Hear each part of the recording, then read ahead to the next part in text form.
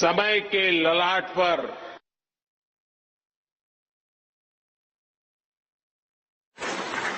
कुछ तारीखें समय के ललाट पर 2023 का ये दिन ऐसा ही शुभ अवसर है।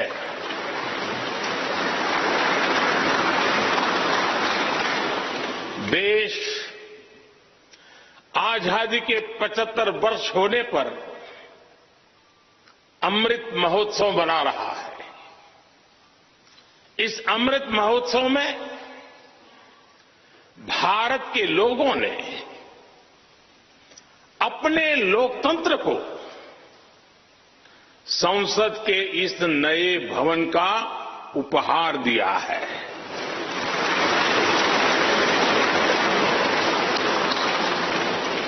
आज सुबह ही संसद भवन परिसर में सर्वपंथ प्रार्थना हुई है। मैं सभी देशवासियों को भारतीय लोकतंत्र के इस स्वर्णिम क्षण की बहुत बहुत बधाई देता हूं।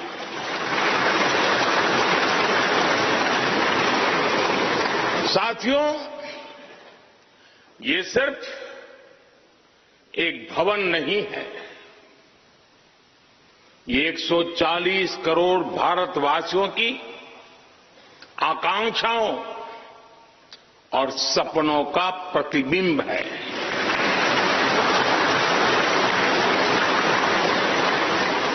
ये विश्व को भारत के दृढ़ संकल्प का संदेश देता हमारे लोकतंत्र का मंदिर है।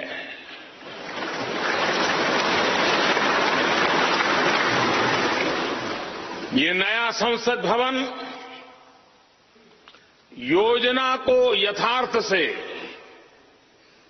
नीति को निर्माण से, इच्छा शक्ति को क्रिया शक्ति से, संकल्प को सिद्धि से जोड़ने वाली अहम कड़ी साबित होगा। ये नया भवन हमारे स्वतंत्रता सेनानियों के सपनों को साकार करने का माध्यम बनेगा। ये नया भवन आत्मनिर्भर भारत के सूर्योदय का साक्षी बनेगा।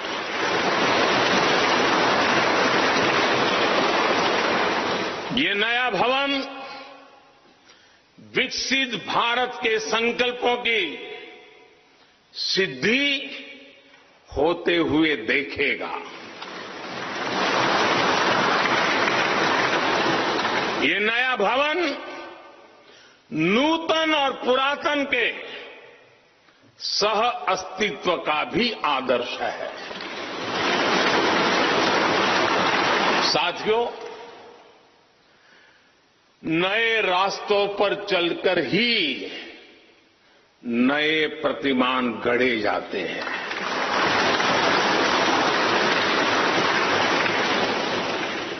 आज नया भारत नए लक्ष्य तय कर रहा है, नए रास्ते गढ़ रहा है।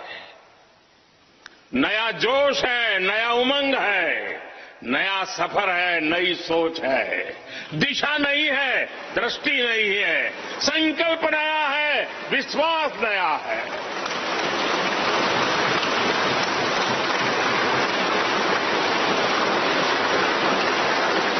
और आज फिर एक बार पूरा विश्व भारत को, भारत के संकल्प की दृढ़ता को, भारतवासियों की प्रखरता को, भारतीय जनशक्ति की जिजीविषा को आदर और उम्मीद के भाव से देख रहा है।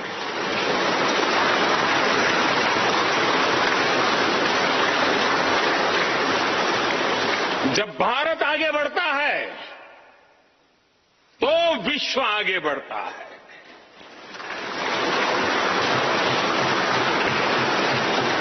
संसद का ये नया भवन भारत के विकास से विश्व के विकास का भी आह्वान करेगा।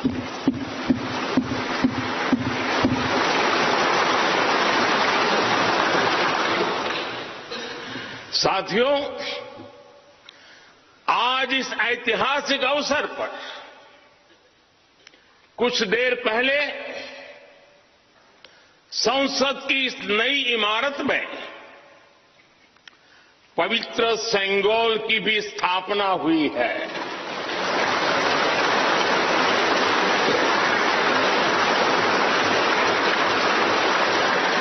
महान चोल साम्राज्य में सेंगोल को कर्तव्य पथ का, सेवा पथ का, राष्ट्र पथ का प्रतीक माना जाता था। राजा जी और आदीनम के संतों के मार्गदर्शन में यही सेंगोल सत्ता के हस्तांतरण का प्रतीक बना था। तमिलनाडु से विशेष तौर पर आए हुए आदीनम के संत आज सुबह संसद भवन में हमें आशीर्वाद देने उपस्थित हुए थे। मैं उन्हें पुनः श्रद्धापूर्वक नमन करता हूं। उनके ही मार्गदर्शन में लोकसभा में ये पवित्र सेंगोल स्थापित हुआ है। पिछले दिनों मीडिया में इसके इतिहास से जुड़ी बहुत सारी जानकारी उजागर हुई है। मैं इसके विस्तार में नहीं जाना चाहता हूं, लेकिन मैं मानता हूं ये हमारा सौभाग्य है कि इस पवित्र सेंगोल को हम उसकी गरिमा लौटा सके हैं, उसकी मान मर्यादा लौटा सके। जब भी इस संसद भवन में कार्रवाई शुरू होगी, ये सेंगोल हम सभी को प्रेरणा देता रहेगा। साथियों, भारत एक लोकतांत्रिक राष्ट्र ही नहीं बल्कि लोकतंत्र की जननी भी है, मदर ऑफ डेमोक्रेसी भी है। भारत आज वैश्विक लोकतंत्र का भी बहुत बड़ा आधार है। लोकतंत्र हमारे लिए सिर्फ एक व्यवस्था नहीं, एक संस्कार है, एक विचार है, एक परंपरा है। हमारे वेद हमें सभाओं और समितियों के लोकतांत्रिक आदर्श सिखाते हैं। महाभारत जैसे ग्रंथों में गणों और गणतंत्रों की व्यवस्था का उल्लेख मिलता है। हमने वैशाली जैसे गणतंत्रों को जीकर दिखाया है। हमने भगवान बसवेश्वर के अनुभव मंटपा को अपना गौरव माना है। तमिलनाडु में मिला 900 ईस्वी का शिलालेख आज भी हर किसी को हैरान कर देता है। हमारा लोकतंत्र ही हमारी प्रेरणा है। हमारा संविधान ही हमारा संकल्प है। इस प्रेरणा इस संकल्प की सबसे श्रेष्ठ प्रतिनिधि अगर कोई है तो ये हमारी संसद है। और ये संसद देश की जिस समृद्ध संस्कृति का प्रतिनिधित्व करती है उसका उद्घोष करती है। शेते निपद्यमानस्य शेते निपस्य मानस्य चराति चर्त भगः चरैवेति चरैवेति चरैवेति। कहने का तात्पर्य जो रुक जाता है उसका भाग्य भी रुक जाता है, लेकिन जो चलता रहता है उसी का भाग्य आगे बढ़ता है, बुलंदियों को छूता है। और इसलिए चलते रहो, चलते रहो। गुलामी के बाद हमारे भारत ने बहुत कुछ खोकर अपनी नई यात्रा शुरू की थी। वो यात्रा कितने ही उतार चढ़ावों से होते हुए, कितनी ही चुनौतियों को पार करते हुए आजादी के अमृत काल में प्रवेश कर चुकी है। आजादी का ये अमृत काल विरासत को सहेजते हुए विकास के नए आयाम गढ़ने का अमृत काल है। आजादी का ये अमृत काल देश को नई दिशा देने का अमृत काल है। आजादी का ये अमृत काल अनंत सपनों को, असंख्य आकांक्षाओं को पूरा करने का अमृत काल है। इस अमृत काल का आह्वान है, इस अमृत काल का आह्वान है मुक्त मातृभूमि को, मुक्त मातृभूमि को नवीन प्राण चाहिए, नवीन पर्व के लिए नवीन प्राण चाहिए। मुक्त गीत हो रहा, मुक्त गीत हो रहा नवीन राग चाहिए, नवीन पर्व के लिए नवीन प्राण चाहिए।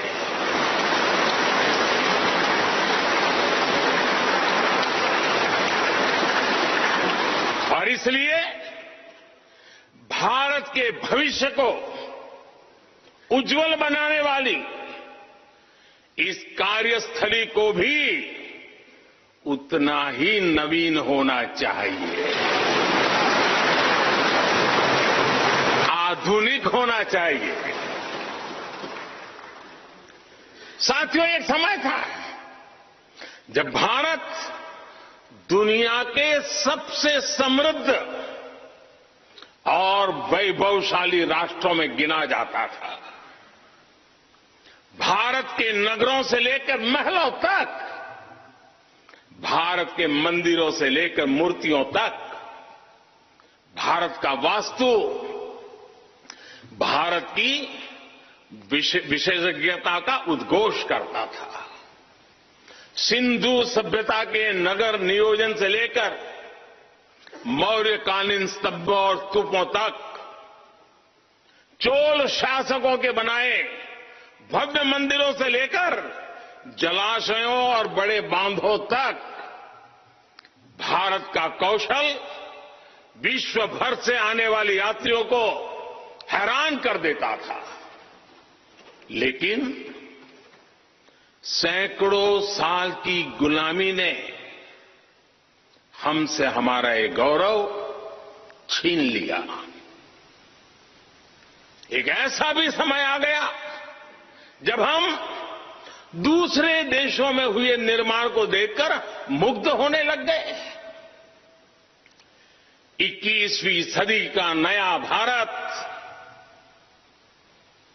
बुलंद हौसले से भरा हुआ भारत अब गुलामी की उस सोच को पीछे छोड़ रहा है। आज भारत प्राचीन कला की उस गौरवशाली धारा को एक बार फिर अपनी तरफ मोड़ रहा है और संसद की ये नई इमारत इस प्रयास का जीवंत प्रतीक बनी है। आज नए संसद भवन को देखकर हर भारतीय गौरव से भरा हुआ है। इस भवन में विरासत भी है, वास्तु भी है, इसमें कला भी है, कौशल भी है, इसमें संस्कृति भी है और संविधान के स्वर भी है। आप देख रहे हैं कि लोकसभा का आंतरिक हिस्सा, यहां भी देखिए, यहां भी देखिए, राष्ट्रीय पक्षी मोर पर आधारित है। राज्यसभा का आंतरिक हिस्सा राष्ट्रीय फूल कमल पर आधारित है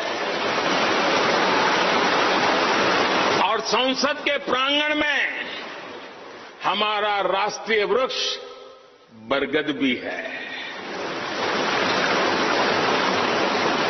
हमारे देश के अलग अलग हिस्सों की जो विविधता है, इस नए भवन ने उन सबको समाहित किया है। इसमें राजस्थान से लाए गए ग्रेनाइट और बलुआ पत्थर लगाए गए हैं। ये जो लकड़ी का काम आप देख रहे हैं ना, वो महाराष्ट्र से आई है। यूपी में भदोही के कारीगरों ने इसके लिए अपने हाथ से कालीनों को बुना है। एक तरह से इस भवन के कण कण में हमें एक भारत श्रेष्ठ भारत की भावना के दर्शन हुए। साथियों, संसद के पुराने भवन में सभी के लिए अपने कार्यों को पूरा करना कितना मुश्किल हो रहा था, ये हम सभी जानते हैं। टेक्नोलॉजी से जुड़ी समस्याएं थी, बैठने की जगह से जुड़ी चुनौती थी। इसलिए ही बीते 1.5-2 दशकों से ये चर्चा लगातार हो रही थी कि देश को एक नए संसद भवन की आवश्यकता है। और हमें ये भी देखना होगा कि आने वाले समय में सीटों की संख्या बढ़ेगी, सांसदों की संख्या बढ़ेगी, वो लोग कहां बैठते हैं?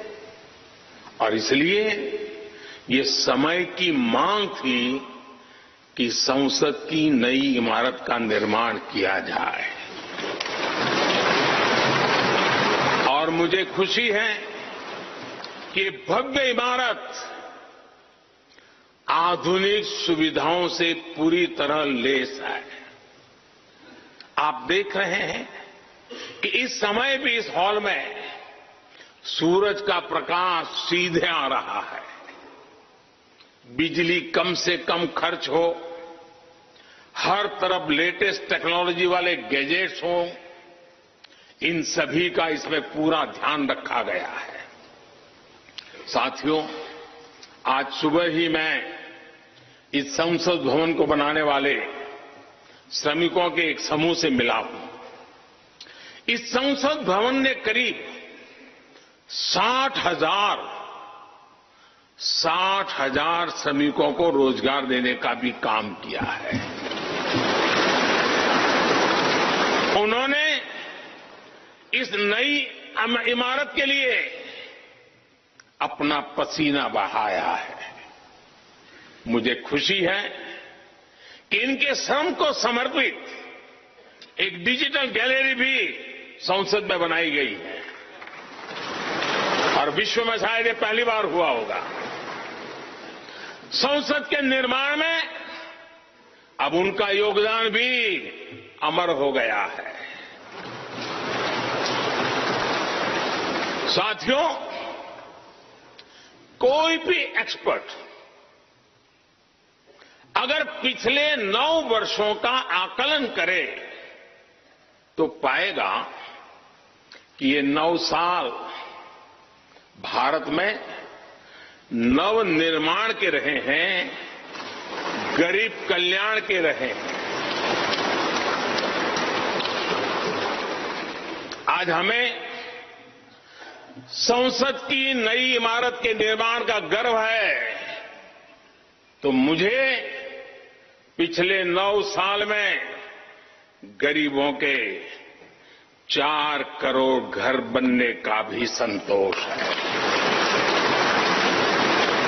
आज जब हम इस भव्य इमारत को देखकर अपना सर ऊंचा कर रहे हैं तो मुझे पिछले 9 साल में बने 11 करोड़ शौचालयों का भी संतोष है, जिन्होंने महिलाओं की गरिमा की रक्षा की, उनका सर ऊंचा कर दिया। आज जब हम इस संसद भवन में सुविधाओं की बात कर रहे हैं तो मुझे संतोष है कि पिछले 9 साल में हमने गांवों को जोड़ने के लिए 4 लाख किलोमीटर से भी ज्यादा सड़कों का निर्माण किया।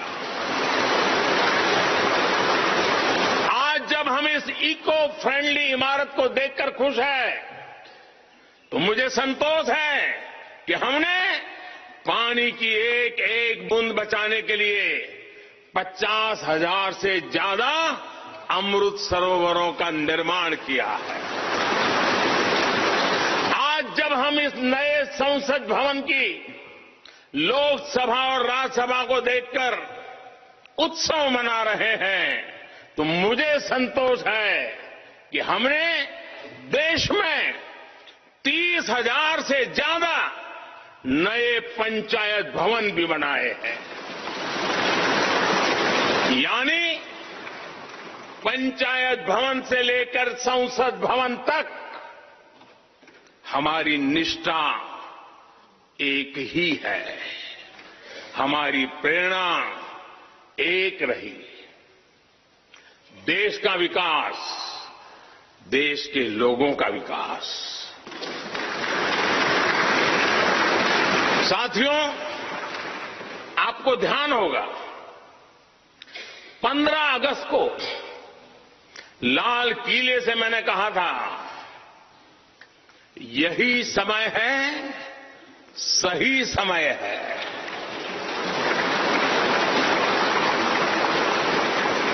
हर देश के इतिहास में ऐसा समय आता है जब देश की चेतना नए सिरे से जागृत होती है। भारत में आजादी के 25 साल पहले, 47 के पहले 25 साल याद कीजिए, आजादी के 25 साल पहले ऐसा ही समय आया था। गांधी जी के असहयोग आंदोलन ने पूरे देश को एक विश्वास से भर दिया था। गांधी जी ने स्वराज के संकल्प से हर भारतवासी को जोड़ दिया था। ये वो दौर था जब हर भारतीय आजादी के लिए जी जान से जुट गया था। इसका नतीजा हमने 1947 में भारत की आजादी के तौर पर देखा। आजादी का ये अमृतकाल भी भारत के इतिहास का ऐसा ही पड़ाव है। आज से 25 साल बाद भारत अपनी आजादी के 100 वर्ष पूरे करेगा। हमारे पास भी 25 वर्ष का अमृत कालखंड है। इन 25 वर्षों में हमें मिलकर भारत को विकसित राष्ट्र बनाना है।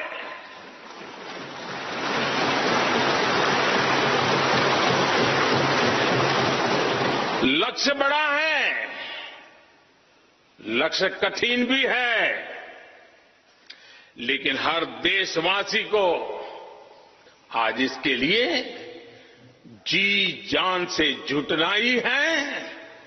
नए प्रण लेने हैं, नए संकल्प लेने हैं, नई गति पकड़नी है। और इतिहास गवाह है कि हम भारतीयों का विश्वास सिर्फ भारत तक ही सीमित नहीं रहता।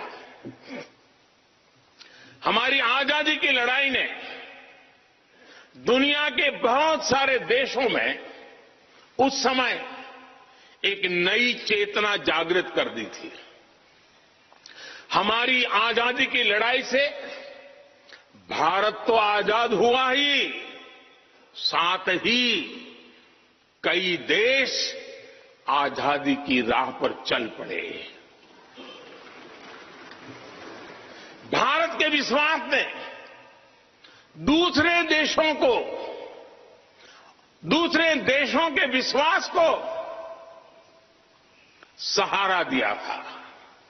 और इसलिए भारत जैसा विविधता से भरा देश,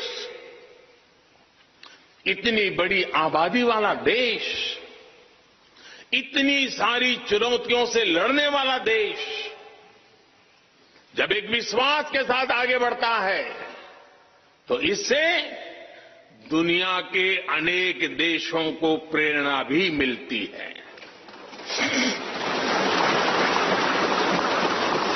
भारत की हर सफलता आने वाले दिनों में दुनिया के अलग अलग भूभाग में अलग अलग देशों की सफलता के रूप में प्रेरणा का कारण बनने वाली है।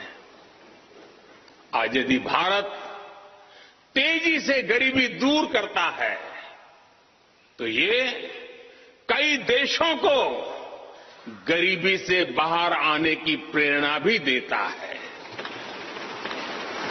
भारत का विकसित होने का संकल्प कई और देशों का संबल बनेगा। इसलिए भारत की जिम्मेदारी और बड़ी हो जाती है। और साथियों, सफलता की पहली शर्त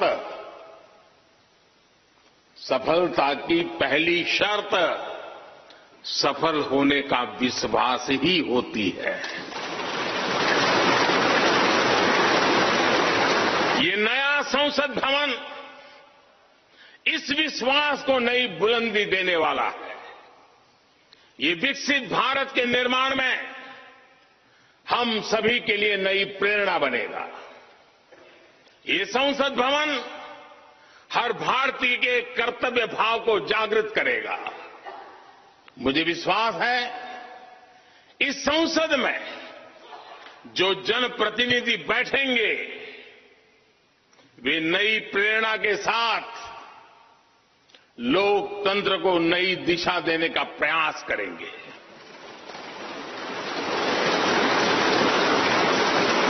हमें नेशन फर्स्ट की भावना से आगे बढ़ना होगा। इदम राष्ट्राय इदम न मम। हमें कर्तव्य पथ को सर्वोपरि रखना होगा। कर्तव्यमेव कर्तव्यम, अकर्तव्यम न कर्तव्यम। हमें अपने व्यवहार से उदाहरण प्रस्तुत करना होगा। यद यदाचरति श्रेष्ठः तद्देव इतरो जनः। हमें निरंतर खुद में सुधार करते रहना होगा। उद्धरेत आत्मना आत्मानानम। हमें अपने नए रास्ते खुद बनाने होंगे। अपदीवो भव। हमें खुद को खपाना होगा, तपाना होगा, तत्सो ही परम नास्ति तपसा विंदते महत। हमें लोक कल्याण को ही अपना जीवन मंत्र बनाना होगा। लोकहितम मम करणीयम। जब संसद के इस नए भवन में हम अपने दायित्वों का ईमानदारी से निर्वहन करेंगे तो देशवासियों को भी नई प्रेरणा मिलेगी। साथियों, दुनिया के सबसे बड़े लोकतंत्र को यह नई संसद एक नई ऊर्जा और नई मजबूती प्रदान करेगी। हमारे श्रमिकों ने अपने पसीने से इस संसद भवन को इतना भव्य बना दिया है। अब हम सभी सांसदों का दायित्व है कि इसे अपने समर्पण से और ज्यादा दिव्य बनाएंगे।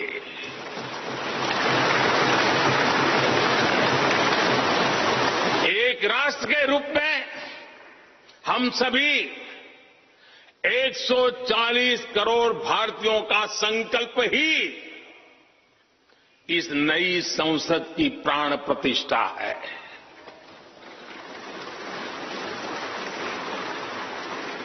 यहां होने वाला हर निर्णय आने वाली सदियों को सजाने संवारने वाला है। यहां होने वाला हर निर्णय आने वाली पीढ़ियों को सशक्त करने वाला होगा। यहां होने वाला हर निर्णय भारत के उज्ज्वल भविष्य का आधार बनेगा। गरीब, दलित, पिछड़ा, आदिवासी, दिव्यांग, समाज के हर वंचित परिवार के सशक्तिकरण का, वंचितों को वरीयता का रास्ता यहीं से गुजरता है। इस नए संसद भवन की हर ईंट, हर दीवार, इसका कण कण गरीब के कल्याण के लिए समर्पित है।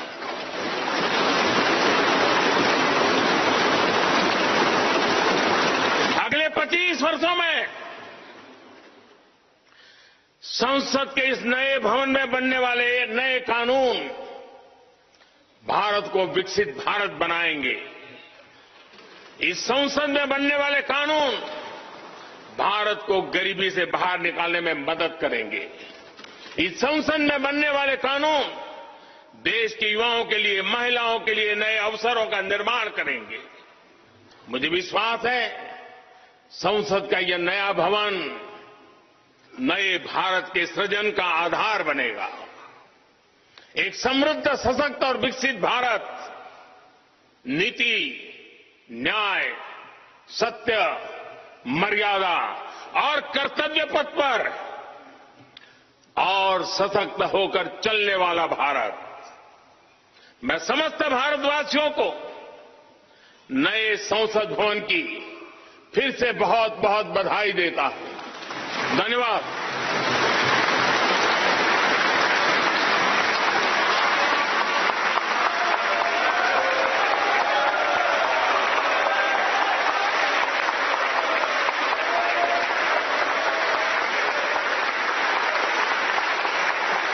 धन्यवाद माननीय प्रधानमंत्री जी। गणमान्य अतिथिगण, भारत की संसद के नवनिर्मित भवन के लोकार्पण का कार्यक्रम अब यहीं समाप्त होता है। आप सभी को इस ऐतिहासिक अवसर पर पधारने के लिए हृदय से धन्यवाद। नमस्कार, जय हिंद। प्रधानमंत्री नरेंद्र मोदी के उद्बोधन के साथ आज का ये कार्यक्रम समाप्त हुआ और नए भारत की नई संसद जो है वो देशवासियों को आज प्रधानमंत्री नरेंद्र मोदी ने समर्पित कर दी है। और हमारा संविधान ही हमारा संकल्प, ऐसा पीएम ने कहा। जो चलता जाता है उसका भाग्य भी चलता जाता है। तो ये एक विहंगम परिसर, एक विहंगम सदन जो है वो मिल गया है देश को। और आने वाले समय में जो परिसीमन होने वाला है उसके बाद लोकसभा के तमाम जो सदस्य हैं उनकी संख्या और भी ज्यादा बढ़ जाएगी और उसको देखते हुए पहले से ही उसकी व्यवस्था कर दी गई है और अब जो ये नया संसद भवन बनाया गया है वो अत्याधुनिक सुविधाओं से लैस भी है और उसके अलावा जो उनकी सिटिंग क्षमता है वो भी और ज्यादा बढ़ गई है। तो प्रधानमंत्री नरेंद्र मोदी ने इस दौरान तमाम बातों का जिक्र किया है। उन्होंने जो विकास योजनाएं हैं उनके सरकार की उसका भी जिक्र किया है और नेशन फर्स्ट की जो भावना है जिसके साथ उन्होंने कहा है कि देशवासियों को आगे बढ़ना होगा।